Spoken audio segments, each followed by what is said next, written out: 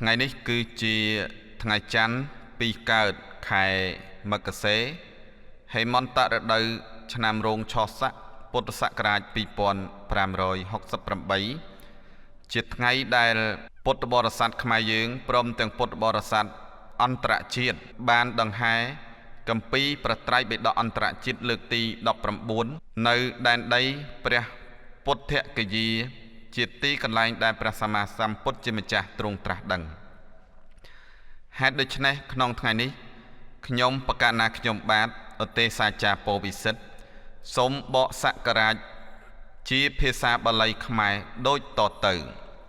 តស្សៈភគវតោសម្មាសម្ពុទ្ធស្សៈបរិនិព្ពុតតិវសតោបត្ថាយៈយាវចេតនាសោលសតិវសតរៈឆមេសាធិកៈសត្តសទ្ធិសង្វជ្រតរៈបញ្ចសតាធិកានិទ្វេសង្វជ្រៈសហសានិអតកន្តានិអហេសុងរាប់ចាប់ដើមតាំងអំពីថ្ងៃដែលព្រះសម្មាសម្ពុទ្ធដ៏មានព្រះភិក្ខអង្គនោះទ្រង់បរិនិព្វានទៅដរាបមកដល់ថ្ងៃនេះព្រះពុទ្ធសាសនកាលកន្លងទៅហើយបាន2567ឆ្នាំ6ខែនិង16ថ្ងៃអ៊ិមេស្មឹងបច្ចុប្បន្នកាលេនាគៈសង្វជ្រេហេមន្តឧត្តមហេមិកសិរមាសេសុកៈបខេទុតិយាយៈតិថិយ៉ាងចន្ទៈវីរេបច្ចុប្បន្នសម័យថ្ងៃច័ន្ទ2កើតខែមករាហេមន្តរដូវឆ្នាំរោងឆស័កពុទ្ធសករាជ2568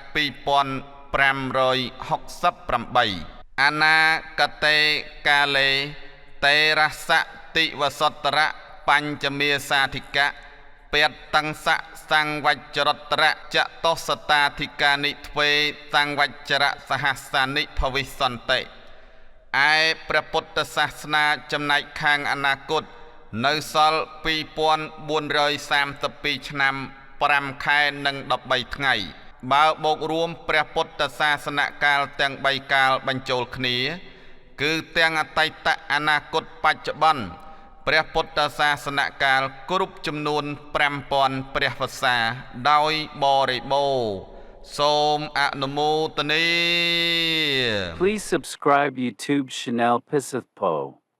Ate Sasha Po Pisith and like or follow Facebook page Ate Sasha Po Pisith.